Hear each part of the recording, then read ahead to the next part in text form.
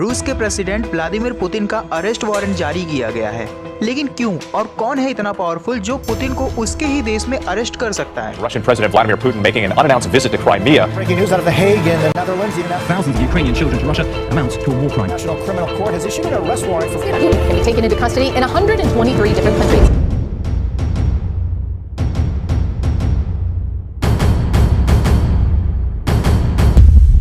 रूस Ukraine war के बारे में आप सभी जानते हैं, जो पिछले 1 साल से चल रही है। इस वॉर में कई सारे सोल्जर्स की जान जा चुकी है, अरबों रुपयों का नुकसान हो चुका है और कोई एक्शन नहीं लिया गया। पर अब ऐसा क्या हो गया जो ये एक्शन लेना पड़ रहा है? आपको बता दूं कि ये वारंट जारी किया है इंटरनेशनल क्रिमिनल कोर्ट ने। ये एक ऐसी संस्था है जो दुनिया भर में होने वाले मानवाधिकारों के उल्लंघन और युद्ध से जुड़े क्राइम्स या क्राइम ऑफ एग्रेशन के लिए लोगों को पनिश करने के लिए बनाई गई थी। 17 जुलाई 1998 में रोम की संधि का उल्लंघन होने के बाद इस संस्था का गठन किया गया, जिसमें 120 देशों ने अपनी सहमति दिखाई थी और वहीं 7 देश इसके विरुद्ध थे, जिसमें China, Iraq, Israel, Libya, Qatar, USA और यमन था। शुरुआती दिनों में रूस भी इंटरनेशनल क्रिमिनल कोर्ट का एक सदस्य था, लेकिन 2016 में रूस ने अपनी सदस्यता खत्म कर ली। उस वक्त भी रूस के ऊपर कुछ इसी तरह की ऑब्लिगेशंस थे। इसका ऑफिस नीदरलैंड्स के हैगू में स्थित है। रूस और अमेरिका दोनों ही इंटरनेशनल क्रिमिनल कोर्ट के पार्ट नहीं है। वर्तमान समय में 123 देश इंटरनेशनल क्रिमिनल कोर्ट के सदस्य हैं, लेकिन सवाल अभी भी वही है कि अरेस्ट वारंट क्यों जारी किया गया? रूस के ऊपर आरोप है कि वो यूक्रेन के बच्चों का अपहरण करवा रहा है। यूक्रेन के बच्चों को गैर कानूनी तरीके से यूक्रेन से निकालकर रूस लाया जा रहा है।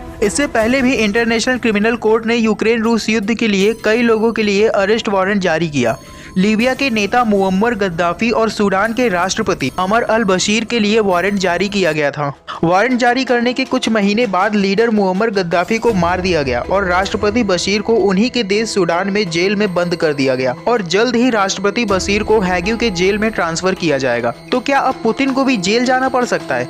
क्या आईसीसी इतना पावरफुल है कि दुनिया के दूसरे सबसे ताकतवर देश के राष्ट्रपति को जेल में डाल सकता है? जानेंगे आगे, पर इससे पहले ये जानिए कि रूस ने अपने ऊपर लगाए गए इन आरोपों के बारे में क्या बोला है। रूस के फॉरेन मिनिस्ट्री का कहना है कि आईसीसी के इस फैसले का हमारे देश के लिए कोई महत्व नहीं है, क्योंकि कानूनी रूप से आईसीसी का रूस पर कोई दायित्व नहीं है। रूस का कहना है कि ये वारंट हमारे द्वारा किए गए कार्यों की प्रशंसा कर रहा है। उनका मानना है कि युद्ध के इस समय में हम उस देश के बच्चों को वहां मुसीबत में नहीं छोड़ सकते हैं, इसलिए हम उन बच्चों को वहां से बाहर निकाल रहे हैं। यूक्रेन के अनुसार रूस ने अभी तक टोटल 16,000 बच्चों को यूक्रेन से निकाला है।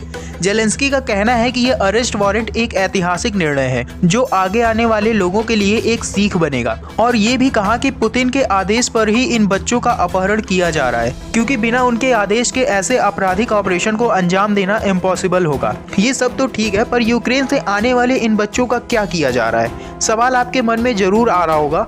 रूस का कहना है कि हम इन बच्चों का पूरा ध्यान रख रहे हैं। इन बच्चों को रूस के परिवारों द्वारा अडॉप्ट किया जा रहा है। अब इस बात में कितनी सच्चाई है ये तो रूस के राष्ट्रपति व्लादिमीर पुतिन ही बता सकते हैं। हालांकि अमेरिका ने इस अरेस्ट वारंट के बारे में सही या गलत कुछ भी नहीं बोला है। जैसा कि मैंने पहले ही बताया कि रूस में आकर कोई भी संस्था पुतिन को गिरफ्तार नहीं कर सकती है, फिर चाहे वो इंटरनेशनल क्रिमिनल कोर्ट ही क्यों ना हो। पर इस फैसले से रूस पर कुछ और लिमिटेशंस लग जाएंगी। जैसे रूस के प्रधानमंत्री व्लादिमीर पुतिन अब उन 123 देशों की यात्रा नहीं कर सकते हैं जहां आईसीसी के नियम चलते हैं। इसके अलावा रूस को इन 123 देशों के साथ व्यक्तिगत या व्यापारिक संबंध बनाए रखने में समस्या का सामना करना पड़ सकता है। इसके अलावा ये सभी देश रूस से व्यक्तिगत और व्यापारिक संबंधों को खत्म कर सकते हैं। अगर रूस के प्रधानमंत्री व्लादिमीर पुतिन इन 123 देशों में से किसी भी देश की यात्रा करते हैं तो संभावना है कि उन्हें अरेस्ट किया जा सकता है। आज के इस वीडियो में बस इतना ही। आपको जागरूक रखना मेरी जिम्मेदारी है और मुझसे जुड़े रहना आपकी जिम्मेदारी है। और मुझसे जुड़े रहने के लिए आप चैनल को सब्सक्राइब करके बेल नोटिफिकेशन को ऑन कर सकते हैं, ताकि आगे आने वाली सभी वीडियोस की नोटिफिकेशन आप तक पहुंचती रहे। See you in the next video.